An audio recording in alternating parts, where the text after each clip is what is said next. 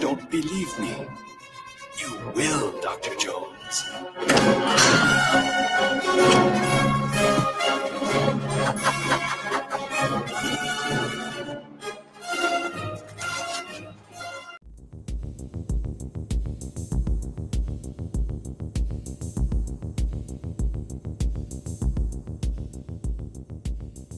Hey guys, I'm Kevin. I'm Jake. And this is Movie Matters. Back with Sequels Month, the movie that we both forgot we were doing. Yeah. Indiana Jones and the Temple of Doom from 1984. An excellent sequel. I fucking love this movie. A lot of people hate this movie and think this is the worst Indiana Jones, which is That's wild. the dumbest shit I've ever heard in my life, Kevin, let me tell you. I fucking love this movie. I loved it as a kid, but I also appreciate it even more as an adult because it's just so fucking dark, this movie. This is definitely my favorite of the three. Yeah, mine too. It's there's so much more action and like it has such a different feel from the other two movies. It just like stands out to me so much. We're like, you know, and The Last Crusade is an awesome movie as well. Awesome. But is like a bit more of a carbon copy of Raiders in some ways. I'd say more so in tone, I think. I get that, especially with the Nazis being the villains again. Yeah, where this like kind of throws you into a way different kind of overall vibe, and it's like really jarring and like really interesting. And like really grabs you, which is why I like it so much. And that's why George Lucas didn't do the Nazis as the villains for this movie, is because he wanted to do it different than Raiders. And I've got a lot of cool trivia on why it's dark, and I want to kind of start right away with that. I mean, first off, this movie made a shit ton of money. It made a lot of money. It grossed $25 million in its domestic opening weekend, which is a lot back then. It was the biggest weekend gross in history at the time, beating... Which it probably cleared its budget on opening weekend. Just about. Yeah, I think it was about $28 million. The previous record was held by Return of the Jedi, and this beat Return of the Jedi, which is pretty impressive. Oh, yeah. It was the third sequel in history to gross over $300 million worldwide, after Star Wars Empire Strikes Back and Return of the Jedi. So it's in the leagues of those movies, obviously. Yeah, this movie is a lot darker than Raiders because Spielberg and Lucas at the time were going through breakups, and they wrote the movie. So Lucas was going through a divorce. Spielberg was breaking up with his girlfriend. So when they wrote it, they just were in a shitty mood, basically, and like, yeah, let's do all this crazy shit. And I mean, it pays off, in my opinion. Yeah. And George Lucas specifically wanted to go darker in tone because he did that with Star Wars. You know, A New Hope was a lot lighter in tone. Empire Strikes Back was a lot darker in tone, and he wanted to do the same thing with this. The silver lining on it all for Spielberg, Spielberg honestly hated doing this movie. He was so depressed making this movie, and it was so dark, and he tried to infuse humor in scenes here and there. But the silver lining for him was he met Kate Capshaw, which would be his future wife, who plays Willie Scott in this movie, who is the damsel in distress, always screaming and getting into trouble. But yeah, that's pretty much why this movie is so dark. And I mean, you've got children slaves. You've got them being tortured. You've got them saying they want to die. You've got that dinner sequence of them eating all the insects, which we'll get more in depth with, which is awesome. But yeah, there's just crazy You're stuff. missing the biggest one, which is the satanic death cult. So yeah, I want to get to that. That's my favorite. But yeah. So and what's funny is the original title for this movie was Indiana Jones and the Temple of Death. Speaking of the ritualistic satanic cult,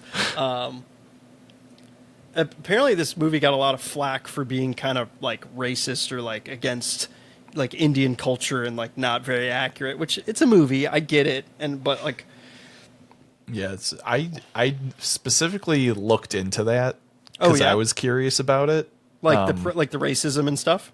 Yeah, Or, I mean, like interesting.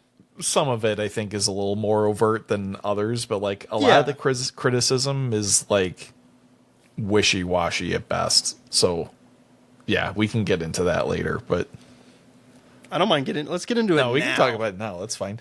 Let's do it. So I mean, like, you know, I read that, you know, a lot of the criticism specifically is geared towards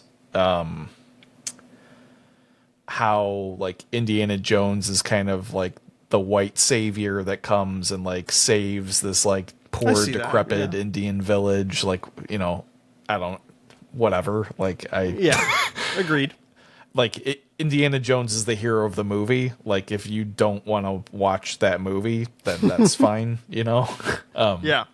But you know, whatever. So the one piece, two other pieces that were specifically called out in the stuff that I read. One is the dinner scene, where a lot of people say that it's like this like poor depiction of Indian culture and cuisine and stuff like that, which I think even Steven Spielberg said yes it was, but on purpose. It was kind of supposed to be this like cartoonish like mockery of what people think Indian people eat. And like you know, in our Raiders of the Lost Ark episode we talked about how Indiana Jones is supposed to kind of harken back to like 1920s and 30s like serial comics and stories. And like that's the kind of shit that would be in those stories, you know. Like it's like goofy, gross, like, you know, violent, like over the top kind of pulpy kind of, you know, stuff. We talked about that with Conan also, like, which was also derived from a pulp comic, you know, and that's why it's kind of over the top and wild and crazy. And like, so like that's the kind of feeling that Indiana Jones should give, because that's what it's emulating, you know. That's why I don't really have too much of a problem with Kingdom of the Crystal Skull. I mean, there are some goofy parts in that movie, but I don't really have a problem with it comparative to a lot of people out there. Right. Like him surviving an atomic bomb test by going into a lead-lined fridge is fucking awesome. Like, get over the fact that it's like impossible. Like it's dope as fuck. Dude. And the shot, that's one of my favorite shots in the movie, is when he gets out of the fridge and stands like it's the cloud. The mushroom cloud. That is awesome. Like, so awesome. It's a little goofy, like Shia LaBeouf swinging from the ropes like Tarzan with the monkeys is stupid. Yeah, but it's stupid, but also like I don't care. It doesn't bother me. It's an adventure movie. Yeah, and that's why I really like these Indiana Jones movies. I mean, granted, the last one doesn't have the same flair as these. These, especially the first three. The first three are just like, it's almost. I almost want to compare it to Terminator 2. Ironically, like. Where it goes from one action set piece to the next, to the next, to the next, and it's all driving the story, and that's so entertaining. And this movie is so entertaining because of that. And like, it just, the set pieces and the action is like, it's so awesome in this movie, and it holds up today. And that's what I thought about the first one, Raiders, and that's what I think about Last Crusade. But in this one, it's more so than all of them, and that's why I like it more. Yeah, and like, I was thinking about this more and more over the weekend. Like, the Indiana Jones franchise is like such a cultural phenomenon that like so much of what we take for granted in the adventure genre is really like foundationally built in Indiana Jones. Like, the like puzzle solving adventurer in like an ancient tomb, like Tomb Raider, Uncharted obviously are like carbon copies of Indiana Jones to like various degrees, but like even like puzzle solving in like Zelda games and stuff is all based on like this type of like Indiana Jones shit, and like it's just like so cool. Yeah. And like so anyway, was there one more criticism? there was you were one gonna more. throw? Yeah. So the Thuggies, as like the cult, the way the cult is depicted in Indiana Jones, has gotten some criticism from scholars. So a couple things. The Thuggy cult was real. They were not like sacrificing people, but they were like the word thug actually comes from these people. Interesting. And they were kind of like loosely associated groups of criminals that would like rob, steal, and kill on like like roads and highways, in quotes, in like 1800s India. So under British, like in the early parts of British rule in India. And like basically they got to the point where they started to become a serious nuisance, and the British basically just wiped them out. So a lot of the story of Indiana Jones and the Temple of Doom is actually rooted in that truth. Like there were these people, they were causing all these problems. The British basically wiped them out, out of existence. And then, like the Temple of Doom is obviously about their resurgence in 1936, 1935. I think it's 35. Which this is a prequel, not a sequel. Even though it is a sequel, it's a prequel, which I like. Yeah, I think it's a cool way to bridge that gap between Raiders and The Last Crusade, and avoid the Nazi stuff to like stop that constant break up. 1935. I just verified. Not have the same villain in all three movies, which is a smart idea. Yeah, because they even come back in the newest one, for the most part. I know you haven't seen it, but I have not. I don't know if I ever will. I know. I do want to rewatch it again and see, because I do like the director, but it just didn't have that feel, and the CGI fucking sucked, and I don't know. It just wasn't great. And again, it's where movies for me are too long. It's like a 2.5 hour movie, which again, it's Indiana Jones. I'm all for it, but it's like there was some boring parts. They could have cut out an extra 20 minutes. The ending is really fucking cool. Or like the climax is cool, and then the movie kind of just ends. But that doesn't spoil anything, by the way. But I don't know. It just didn't have the same. I mean, obviously it's James Mangold, who we know from like Ford versus Ferrari. He did Copland, which is really good. Night and Day, I think he did, and a couple other movies. Kate and Leopold, I think Kate and Leopold with Hugh Jackman, and I think it's Meg Ryan. I've never seen it. No, I don't know what that obviously from my confusion there, I've never seen it. But he just didn't have the Spielberg feel, and that's what I like about all the other movies, is because they have this Spielbergian feel to them, where it's just like it's almost like a kid in a candy store making a movie. That's how I feel about these movies. It's like it's just so fun and so entertaining. He's just like, this is an awesome set piece. I'm just going to direct the shit out of it, and he does. Yeah, like he's very like almost all of his movies have a very like childlike kind of feel to them, even though they don't all tackle, like child themes. Yeah. Like that's what's like fun, in my opinion, to Indiana Jones, is like it's widely accessible. Like you could be like a full grown adult and be like, this is a blast, or you can be a kid and like not understand what's like happening, but you're like, yeah, beat the shit out of that guy. Like this is fun, like Which the sound effects, and I think I mentioned this in Raiders, the sound effects of the punch are so good. It's just I love it.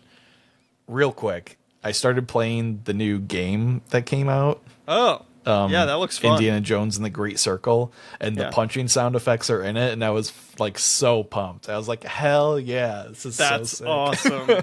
That's awesome. I highly recommend it though. It's so good. So it's a good game? Yeah, Oh, it's cool. awesome. Nice. Yeah, you can whip people and everything. Whip like the guns out of their hands, and you go punch them in the face. It's sick. Nice. That sounds fun. Yeah. But anyway, yeah, like that like scratched an itch for me while we were waiting to watch this movie. Nice. Well, speaking about like how accessible it is, it's PG. Yeah. But we kind of talked about this in some of our other reviews. I think we talk about it briefly in Gremlins. We talk about it in Red Dawn, I believe, a little bit. But this movie and Gremlins like basically invented PG-13. Again, Red Dawn being the first PG-13 movie. This movie's PG, Temple of Doom, and it's just crazy because it like has almost an R-rated vibe to it, which is how brutal it is. It's pretty close. There's nothing overt in this movie that I think makes it deserve an R rating. No. Which is why it should be PG-13. Yeah. But yeah, I mean, like, it's definitely not PG. Like, by modern terms. Absolutely not. And this movie's like bloody and, you know, like I said, kids are getting whipped. Indiana Jones is getting whipped. Like, there's just some thematically dark. It's there's a lot more gun violence in this movie than in Raiders. This movie's much more action heavy, I'd say too, than Raiders is. Agreed. Like Raiders is a bit more of like a adventure mystery, you know, kind of thing. This is much more like Indiana Jones is like kicking ass, taking trying names, to save the day. And simple. It's more of a action adventure than it is like a pure adventure movie. Yeah, agreed. Because I mean, it's him just trying to get a stone back for a village. That's it. Yeah. That's the plot, which is so simple.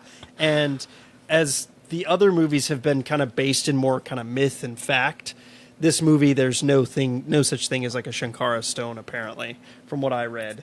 Yeah. But I do. So I want to get to the beginning of the movie and talk kind of about that and kind of go in order a little bit. I know we've gone out of order a little bit, which is fine. But I love how this movie opens with an elaborate like dance number. Mm-hmm. It's pretty crazy, and again, it shows the direction, like prowess of Spielberg and how good he is and how much fun he has. And it's just like, yeah, let's start it off with a dance number, an Indiana Jones movie. Like, what the fuck? Yeah. Well, like, you know, it's funny because like I hate musicals and like I always have, but I never minded the opening to this movie because it's short and it's somewhat interesting. And it just like now rewatching it critically for the first time, it sets the tone and the overall vibe for this movie so well. Like the opening to this movie is basically like a mafia movie scene, which is so cool. Like his like deal with Lau, and like you know, they're in these like fancy dinner jackets, and it's like, you know, he's like you know, negotiating with him at the table, like, no, Lau, for the diamonds, you know, and like, you know, like they're trying to like screw each other out of, you know, the shit that they, you know, negotiated and stuff. Like it's such a cool like side to Indy that we don't see in Raiders. Yeah. And it's very James Bond like. Yes. Yeah. And the reason that is that dinner jacket is basically like what Sean Connery wears as Bond. Mm. And Spielberg was a huge James Bond fan and wanted to direct a movie, and he tried to direct The Spy Who Loved Me and I think another one, And so that's kind of why he did it this way. It's like he wanted to make it very James Bond-like. And that's also like Lucas wanted to do the same thing pretty much, and that's why he made Indiana Jones. Yeah. Like this scene is very Bond-esque. Like even the way that like it like the where all the gunfire, all the crazy like shit, like fucking grabs a flaming steak and like kebab, throws it into the guy's chest, and like using the giant gong as like a way to escape, like that's very like 60s Bond, and, like kind of thing. So I mean there's a lot of cool kind of like homages, I guess. Even like the car chase is very kind of James Bond, like through tight city streets and like massive gunfight while they're driving and stuff like that. So. Yeah, it's very fun. But it still maintains that Indiana Jones, like I said, like the childlike goofiness to it almost, because you've got like POV of him getting punched, him punching some random like waitress in the face by accident, and like everyone kicking the diamond and the antidote, and it's wacky, it's fun, and it again, like you said, it sets the tone, and it does it really well. And then you get introduced to Ki Kwan. I know that I'm probably botching it, but it's his film debut, and as Short Round, which he is honestly one of the best parts of this movie, and I love that he's the sidekick. We know him from Goonies, and he's coming up in Hollywood again now in Everything Everywhere All at Once, which I personally think is overrated. Have you seen that movie? No. Yeah, it's kind of overrated. I didn't care for it. I don't. Yeah, I kind of heard it was either like really great or people were like it's just okay. So. Yeah. Again, I always have pretty controversial takes on a lot of stuff, though, so that's just me. So apparently there was an open casting call put out to all elementary schools to find an Asian actor to play Short Round. Kwan arrived with his brother, not to audition, but to merely provide like moral support for his brother, because his brother was auditioning. He caught the casting director's attention, Kwan, for basically the entire time telling his brother what to do and what not to do. And Spielberg liked his personality, so he and Harrison Ford improvised the scene where Short Round accuses Indy of cheating during the card game. And that's how basically Kwan won the role. And he beat out like 6,000 kids, which is awesome. Yeah, that's cool. And he's great in this. And this movie is a masterclass in how to introduce a sidekick into an existing franchise without completely ruining it. 100%. And just the fact that he's a kid. Again, it adds that child, I don't want to say like bewilderment, but it adds that childlike awe to this movie where as a kid you're like, oh, I could be that kid. I could be that sidekick with Indiana. Yeah. And it makes it more fun.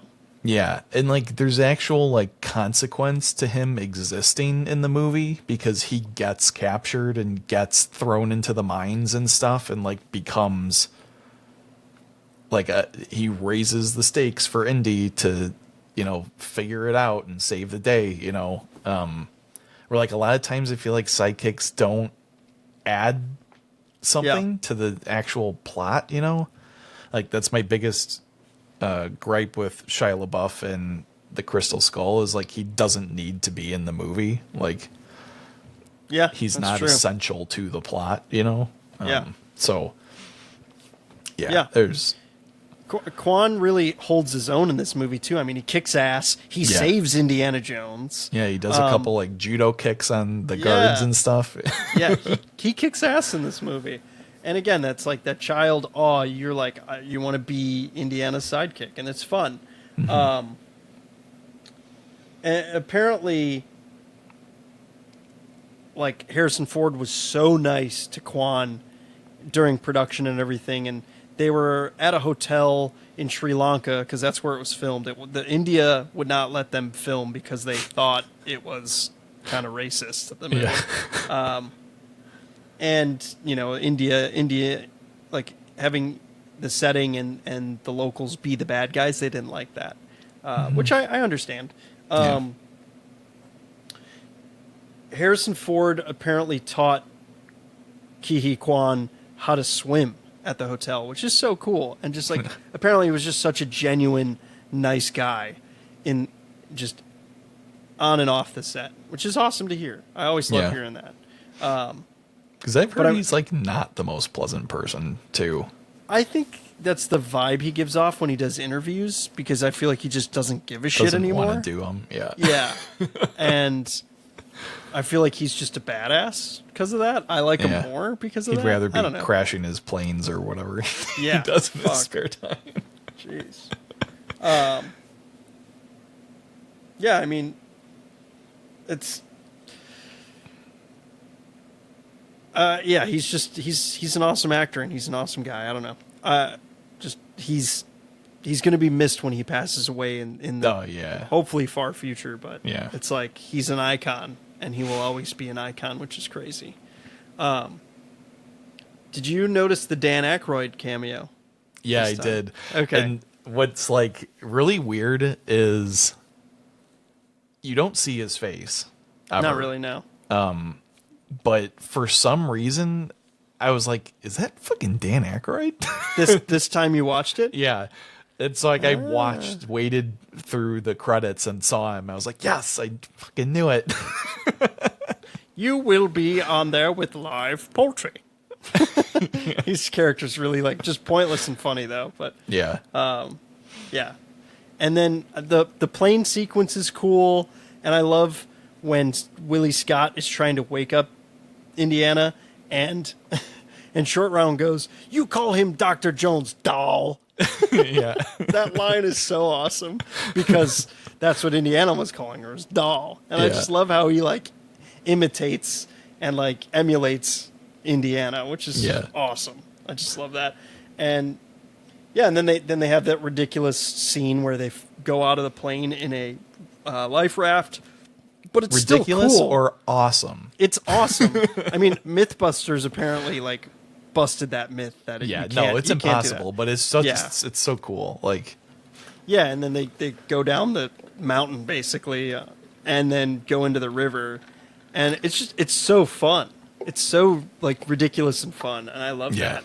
And then you get the inciting incident which is so cool because it's so random, of them stumbling upon this village where the Shankara stone is stolen and the children were stolen. And that's what starts the whole movie, which is like starts the whole, puts the plot into motion.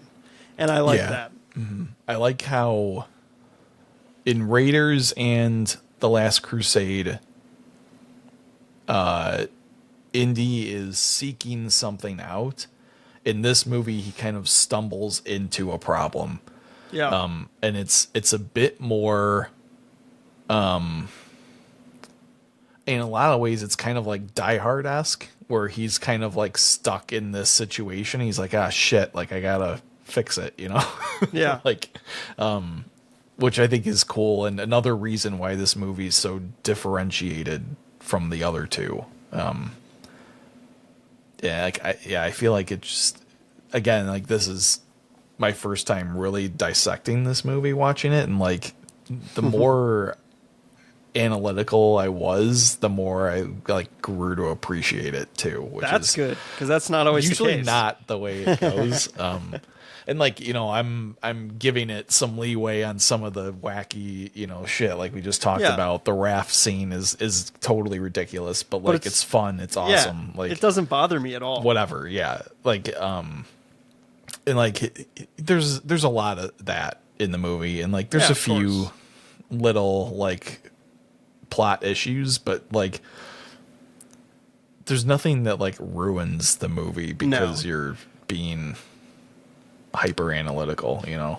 But I would argue, and we've talked about this a lot, is having seen it as kids, we accept everything that we see even as an adult. Yeah. Because we've already seen it before. Yeah, and we that's don't fair. have the knowledge we have.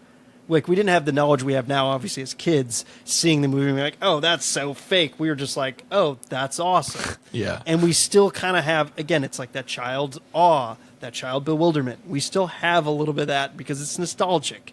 And, movies now are trying to tap into that, which I get. And it's just fun. I don't, seeing a movie like a kid's movie or like an 80s movie as an adult that you've never seen before, it can sometimes be interesting. It's the perspective that changes things. Yeah, for sure. But I mean, you could say that with pretty much anything.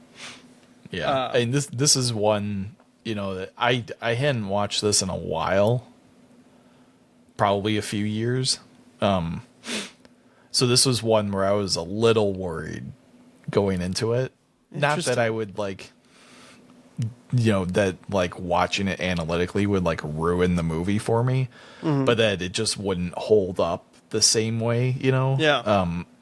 Because there's been a few movies recently that, we've talked about this, I think, before, that we went back and watched and we're like, God, this movie sucks. It's unwatchable as an adult. Yeah. And I didn't think that was going to happen with this, but. Did you have one recently that you watched that you had that feeling? Not for the show. Well, I'm saying, yeah, I'm asking in general. Not for the show. I did, and I can't remember what it was. You got to log it on Letterboxd. I know. Yeah, shit, I can't remember what it was. But it was one of those movies that me and my brothers used to watch all the time. We thought it was the funniest movie, and then I tried to watch it now. I was like, wow, this is not even funny at all. Yeah. Yep. Perspectives change. Yeah. Oh, you know what? It was The Cat in the Hat. Oh, you told me that. You mentioned that in another review that we did. I'm pretty sure. Yeah, maybe I did. But yeah, that was brutal. I think that may have been the Naked Gun. God, what is this? Yeah. I have not seen. I don't think I've ever seen that. I've seen bits and pieces of that movie. It's not worth it. I don't have any interest in it, especially now. But I have been wanting. Speaking of Mike Myers from that movie, I have been wanting to go back and rewatch all the Austin Powers movies, because those movies are fucking hilarious. And I want to watch those again. Yeah. Okay. Yeah, I'm very glad that this movie, that my appreciation for this movie grew.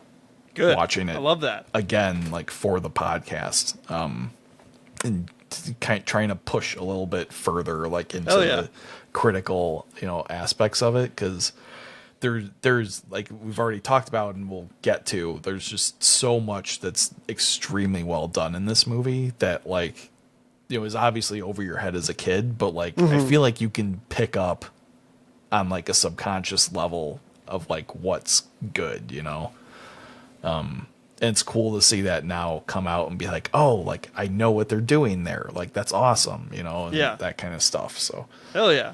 Love to hear that. That's what it's all about. I'm proud of you, Jake. That's what it's all about.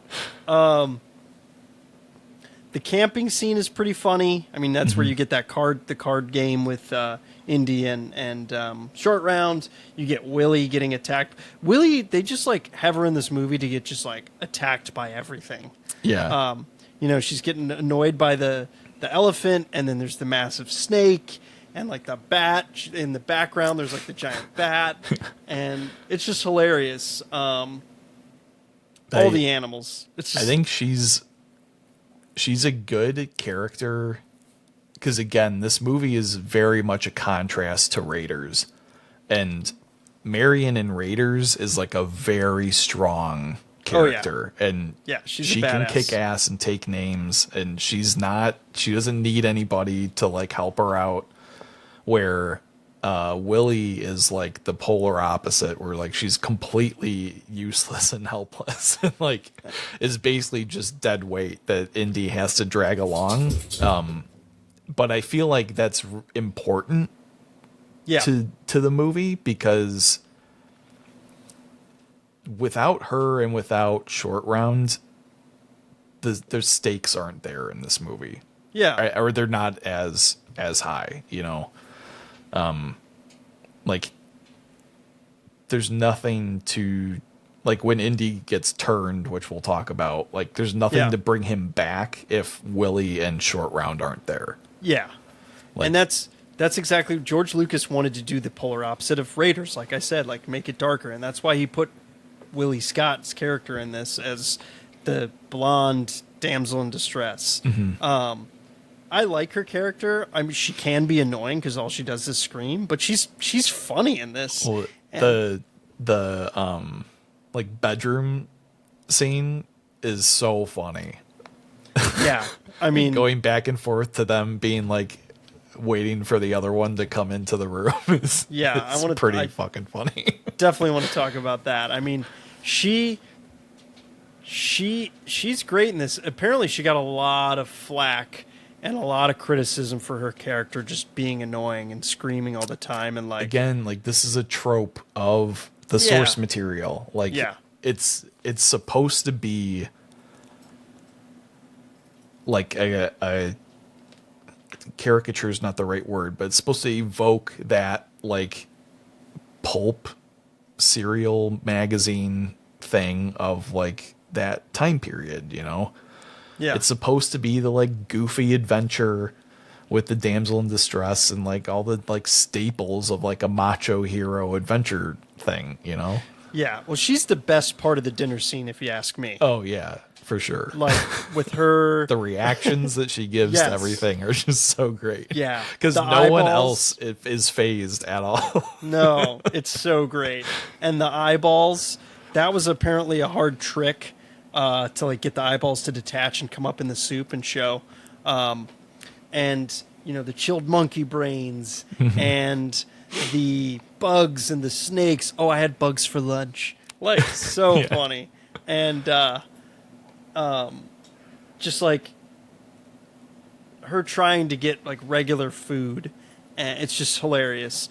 The Maharaja in this movie has always kind of, it's always been a little weird for me, the Maharaja. The kid? Yeah. Because I always thought that was a girl. I never knew if it was a girl or a guy. It's obviously a guy. Or a boy. Yeah. And he just has such a high voice, like hasn't hit puberty voice yet. Yeah. And I don't know, just the look a little bit was kind of girl-like, not to be mean, but I like never knew if it was a girl or a guy. I don't have anything to add there. I mean, did you know it was a boy? I assumed, He was a boy? Okay. Yeah. And then I don't think as far as I know, Maharajas are not women. Okay. Ever. I don't know. I just assumed that was the that case. makes sense. But I didn't, yeah. I mean, as a kid, I always thought that. I was like, is this a guy or a girl? I don't know. Yeah, then you get that bedroom scene you were mentioning with Indiana and Willie kind of playing each other's wits. That scene is kind of like very innuendo heavy. Yeah, about them basically talking about banging each other. Yeah. And nocturnal activities. Banging all night, and it's aggressive. It's aggressive. And it's pretty funny for a PG movie. And again, as a kid, it's like, you didn't pick up on that at all, for sure. And like, you're like, why are they like, you know, trying to wait each other out? Like, what's happening? And then, you know, it's just, it's funny. And I like when he fights that thuggy and like puts him up into the fan. Apparently he like really fucked up his back during that. Harrison Ford suffered a herniated disc in his back while flipping the stunt performer over his back, causing production to shut down while Ford was flown to Los Angeles for spinal surgery. Fucking Harrison Ford always injures himself in every fucking movie. Large portion of Ford's work in the fights and chases in the movie is actually performed by the stuntman. Which is not common for his movies. Yeah, Vic Armstrong is the stuntman. And normally special care needs to be taken care of because of the face, to conceal the face. But apparently Vic Armstrong was very, very much resembles Harrison Ford. So they basically just were like, it's fine. So I didn't know, like, I really almost want to go back after reading that. I want to go back and like watch those scenes. Yeah, I've like, never noticed. Yeah, a exactly. difference. Same. So yeah, same. Then you get the scene where they're going into the tunnel and there's all the bugs. So gross. Sounds like I step on fortune cookie. Great line. Those aren't fortune cookies. The booby trap that they get stuck in is hilarious. Willie trying to save them and put her hand through that gross stuff to like pull the fulcrum. The lever. Shorty's like, I didn't do anything. Like you told me to go against the wall. Yeah. Their banter is just so great throughout the whole movie. Yeah. And I love that Willie Scott like re-triggers it when she has all the bugs all over her. Apparently she was covered with over 2,000 insects. Oh, that's gross. Yeah. She took sedatives prior to the scene to get her initial fear and she claimed it worked. So, and you get, so I on the trivia I read, Kate Capshaw, Willie Scott, screams a grand total of 71 times throughout the movie. It's not surprising. It's a lot. And then you get the ritual. So let's talk about the ritual, which is fucking awesome. Yeah. And so dark. Even it might be the darkest part of the movie with Malaram ripping the dude's heart out. Yeah. Which that guy just looks like he was on fucking vacation, has a lay around him, and gets his fucking heart ripped out, and then gets sent into a pit of lava while screaming Om Num Shiva. Like, yeah. Yeah, very quotable, by the way, this whole sequence. But super, super wild, super dark. Apparently they, it was an animatronic dummy on the like, almost like mattress spring that they bolt him to. It was an animatronic dummy and it looked super real. And, it was programmed to like writhe in pain and like, flail about. They thought it was so dark and gross that they like put in a digital flame to like go over it to like obscure it. That's how dark it was and like disturbing. Yeah. Pretty crazy. All right. So how did they rip the heart out? What do you mean? Did you find out how they did that practical effect? Oh no. I've always been curious. No. I mean, I assume that it's probably like a close-up shot. They probably reverse it. They probably reverse the shot of the skin pulling going back. Like, yeah. But I mean, it's a super cool practical effect. Yeah. And how they have the heart like beating in his hand when he's holding it up is pretty cool too. I mean, the heart was fitted with an electric motor inside to simulate its beating. That's what it says.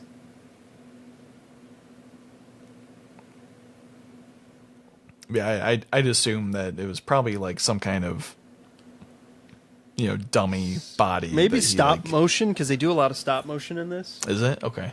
Yeah. Maybe it was stop motion. Because the visual effects in this movie are awesome, and it won an Oscar for visual effects. It's a combination of practical effects and clever camera angles. The sacrificial victim wore a specially designed chest piece with a hidden compartment that allowed the heart, a prop, to be pulled out while the wound appeared to close and heal on screen, creating the illusion of a real heart being extracted. It's further enhanced with visual effects. Yeah, so. Cool. Very cool. Yeah. But yeah, this scene is awesome.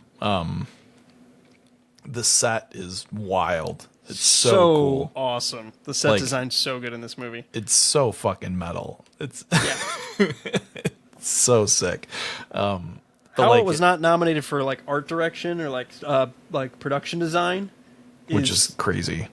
It was not nominated. It was only nominated for Best Score and then for Visual Effects, which it won.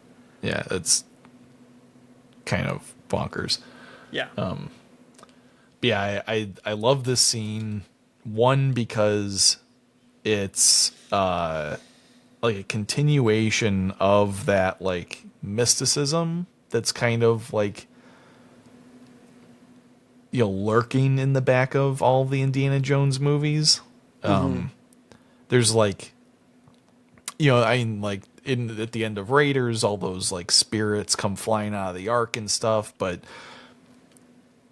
Indy's eyes are closed the whole time, so he never sees it, you know. And then in this, after the heart gets ripped out, I can't remember if it's Indy or Shorty says like he's still alive, before they drop him into the fire pit. But it's like a cool element to these movies that there's like this like magic or like mystical kind of element, you know. And it's always like kind of there, but like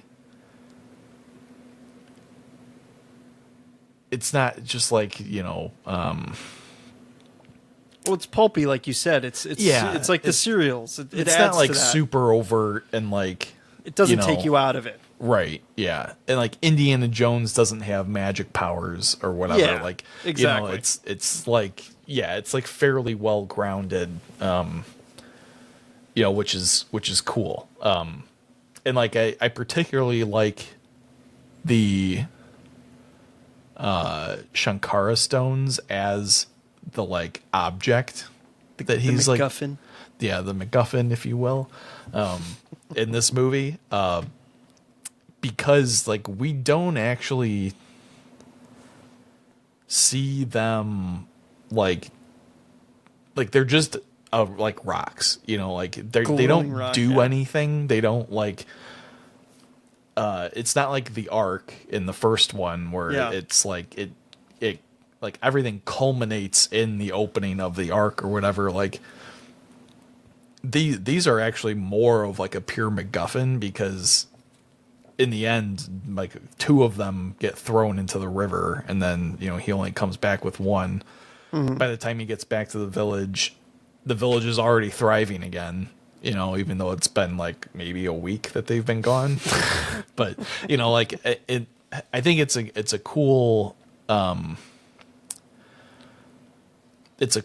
treasure that he's seeking in this movie, because they're not as like overt as the Ark and the Holy Grail in the other two movies, you know, like it's not even clear if the stone is really the reason why like their village is in disrepair or flourishing, you know. It's just a cool kind of way to approach the movie and the plot, you know, and to drive things forward. Agreed. After he kind of like steals the stone, he's about to leave, and you like almost forget that there's children there, but then he hears them, and you see them as slaves and like slave laborers and getting like, you know, tortured and stuff, which is crazy. And that's what like I like about the stones as well, is they become an afterthought to saving all of those kids, you know. And that's like, to me, that's really good writing. Like, he has the object that he's there to collect, and he almost kind of like forgets about it to go do the more righteous thing, which is returning the people's children back to them, you know. And there's that line. Like, oh, sorry, go on. It's just such like a hero move, you know. Yeah. Oh, 100%. And there's that line where he's like, "We're gonna get out of here, all of us." Yeah. And I love that. It's like, yeah, fuck yeah. Yeah. Right. And like, yeah, because it's like, you know. That's what he says. He goes, "Right, all of us." Yeah. That's what he says. Yeah, it's so cool. like in Raiders, you know, he's the like rugged, rough and tumble explorer, adventurer, you know, and like he has noble goals for attaining these treasures and stuff, but at the end of the day, he's hoarding them to bring to a museum, you know? Yeah. And like what I like about this movie is that everything he does is completely selfless. Like he has no real like internal motivation to get these rocks or to save these children besides it's the right thing to do to help these people, you know? Yeah. And that's where the theme of fortune and glory comes in that they're always talking about. And it's like you get that with these artifacts, but it's like he gets the fortune and glory by saving this village. And Right. it's like, I don't know, it's cool. I like that. Yeah, it's a good overall character development piece, you know, that's not like it's kind of there in the first movie, but it's really there in this movie, and then you get it again in Last Crusade where it's a little mix of both, which is how you really round out a trilogy, you know. Yeah. Like you said, it makes him the true hero that he is. He's not just some, you know, artifact grave robber. Yeah, which like it kind of like one of the best lines in all the movies is right in the beginning of The Last Crusade when he gets punched in the face and he's like, "It belongs in a museum." Yeah. You know, like because it's like he's going through all this effort to do what's right, you know, The noble thing. Yeah, and that's why he's like so awesome, you know. Yeah. Because he's not a piece of shit, you know. Yeah. And that's what's cool, especially in like Raiders. You have the dueling like scientist or archaeologist in Belloc.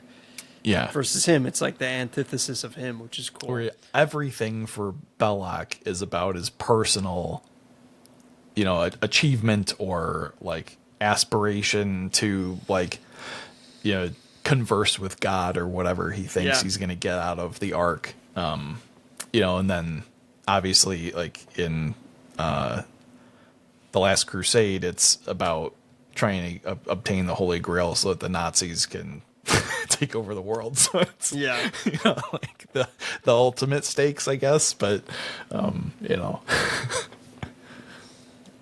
Yeah, I mean then you get Indiana turning and becoming a thuggy like slave, which you get the children kind of doing a little bit of exposition with that, where it's like what is it called, the blood of Kali, and the kids are like, "I'd rather be dead." It's like, Jesus. Like, all right, that's aggressive.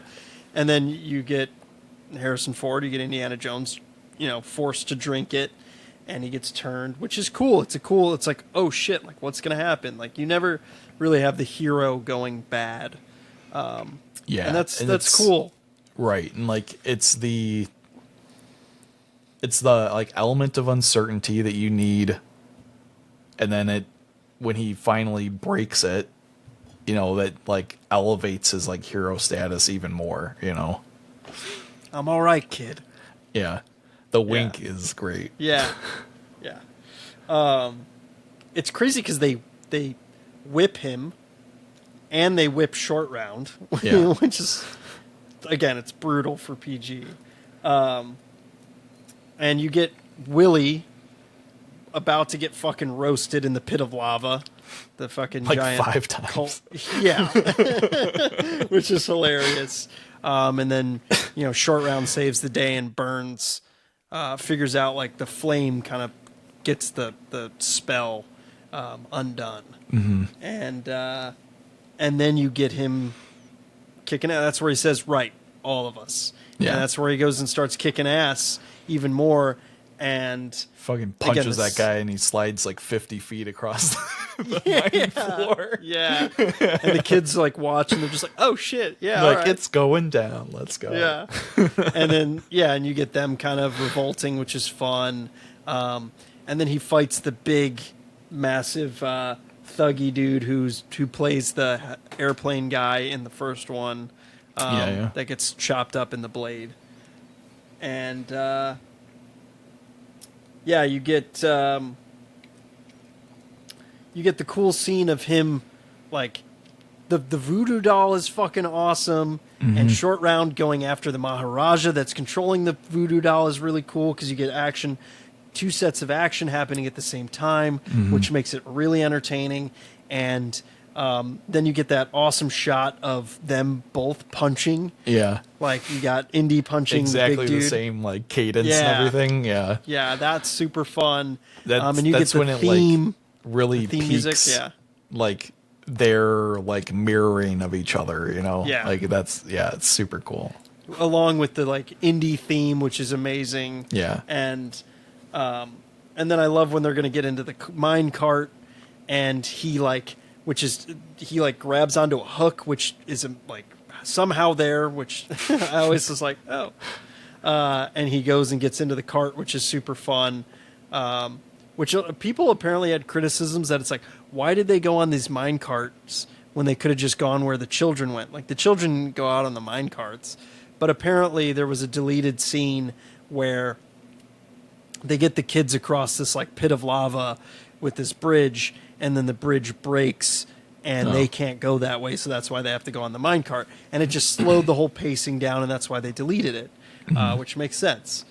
And then you get this incredible minecart chase, which is done so incredibly well. Stop motion, the visual effects. There's so much awesome things happening in that. I mean, that scene, the whole minecart chase is, in my opinion, why they won the Oscars for it. It's like so good. Yeah, it was partially filmed by visual effects, using miniatures, using stop motion, along with clever lighting techniques to disguise all of that. The end result is so well done that you can it's very difficult to distinguish live action from stop motion, which is 100% right. The minecart itself, the sound effects were recorded on the roller coasters of Disneyland, with the music and sound effects turned off. That's super cool. And then that whole chase scene's awesome and so exciting, and like Short Round almost getting like split in half, and then Indiana, stopping the minecart with his shoe, and he's like, water, and then you've got this giant, it's like each thing just keeps amplifying and making it more fun and like crazy of like what's going to happen. And they get away from the water, and then you get the bridge sequence, which is fucking awesome. Yeah. So awesome. Yeah. The whole minecart thing is like super great. And like you said, like the building of like the tension and raising, the scale of the problem that, they have to deal with, like ratchets everything up. Oh, you think they're safe. Then they're like surrounded by the bad guys again. And it's like, oh, like they're on fucked. a bridge. Like, how are they going to get out of this one? Yeah. And that's an amazing set piece. And him cutting the bridge is insane. Yeah. And it's cool that he uses, Mandarin to say, Short Round, fucking hold on. Yeah. It's just a cool way, because if he would have said it in English, they would have been like, they would have known. Yeah. Yeah. Yeah, I love that sequence is just so great. It's like after he tells Shorty and she's like, what's going on? He's like, you better hold on, lady. Yeah. And she's like, oh my God. Yeah, that whole sequence is fucking awesome. And you got Indiana just like in a like sleeveless, his shirt's all tattered up, he's fucking jacked, and like he's just like, fuck this, I'm gonna yeah. take this thing down, which is so cool and so fun. So the scenes involving that bridge were filmed in 3 different countries, on 3 different continents. Excuse me. The entire bridge itself was built on location in Sri Lanka, where they shot all this, and the scenes where Indy cuts the bridge were also filmed there. The scenes where the bridge is hanging on the side of the cliff, where everyone's hanging on, was filmed in Elstree Studios in Hertfordshire. Finally, the alligator scenes were shot by Frank Marshall in Florida. The rope bridge used during the final fight scene was actually suspended only a couple 100 feet across a gorge on location in Sri Lanka.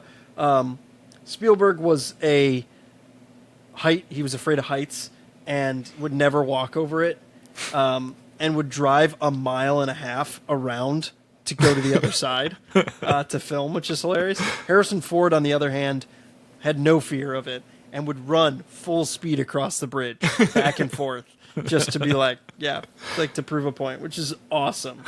And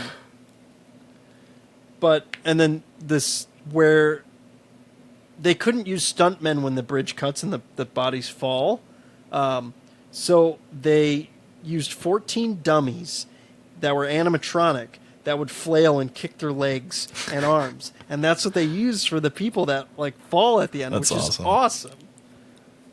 awesome. Which the body count in this movie, 43 people die, which is a lot for an Indiana Jones movie. Mm-hmm. Indiana Jones kills 20. Wow. Yeah, that whole sequence is awesome, and it's like it goes from one set piece to the next, kind of like I was saying, how they shot it 3 different times, or in 3 different continents, where you get the bridge sequence itself, then the cutting of it, and against the cliff, mm-hmm. where they're fighting, and it's the final fight between him and Mola Ram, which they don't really. This is the first hero villain fight in an Indiana Jones movie where it's actually him confronting him and fighting him, which is really cool. And again, just part of the hero's journey of taking out the villain, and the cover your heart. The whole sequence is awesome. Yeah, like I said, I think it's cool that the stones get lost. Or 2 of them get lost. They will be found. You won't. Yeah.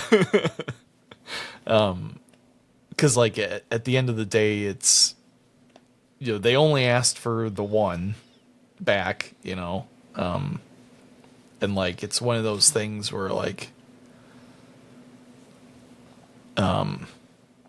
there's supposed to be 5 originally, I think.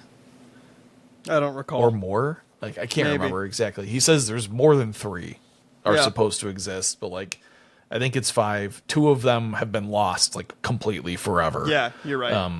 And then these are the 3 that are surviving. And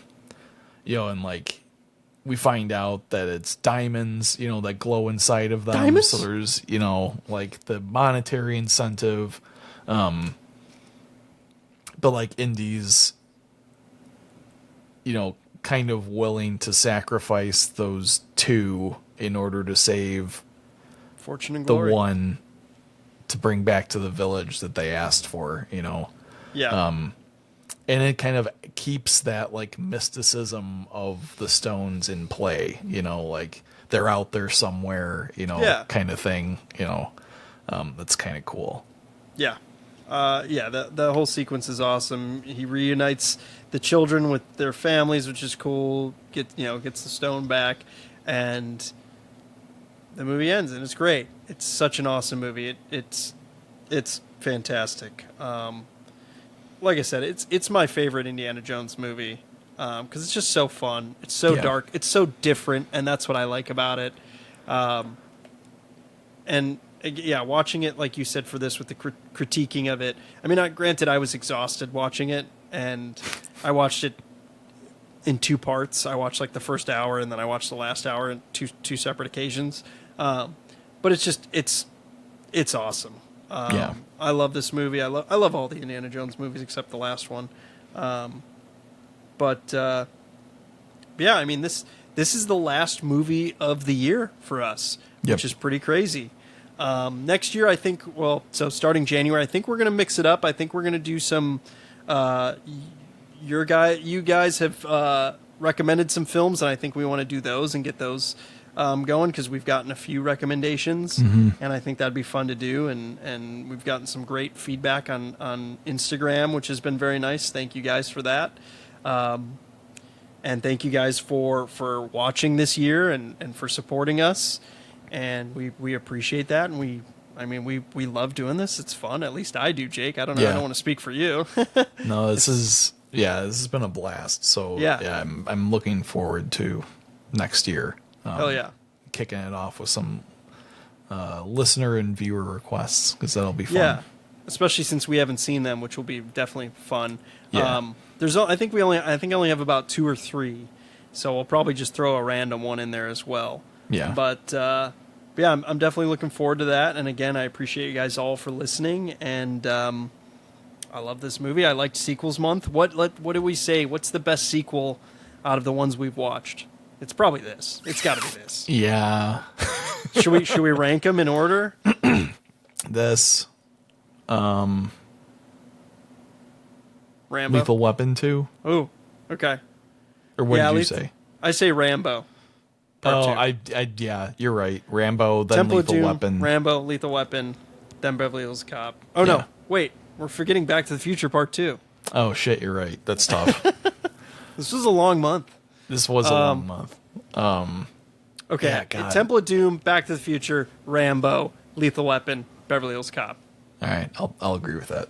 Yeah. Good. All right. And on that note, I think it's time to end. Yeah. Well, again, thank you guys for listening, and hope you guys have a good Christmas and a happy New Year and happy holidays. Whatever you celebrate, enjoy it. Spend time with your family or friends or loved ones.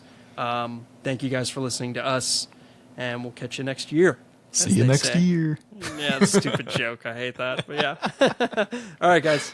Take care. Bye.